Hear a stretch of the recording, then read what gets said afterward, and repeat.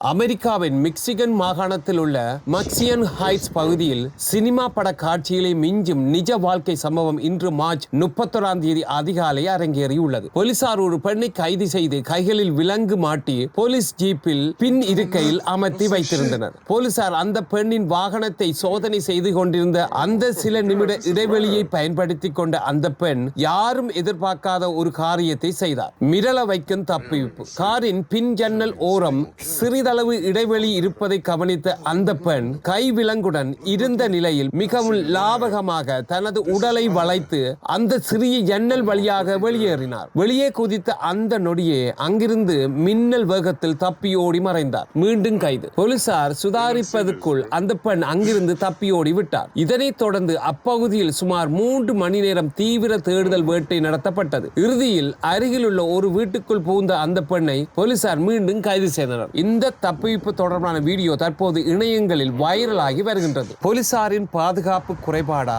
அல்லது அந்த பெண்ணின் சாசகமா என நெட்டிசன்கள் விவாதித்து வருகின்றனர்.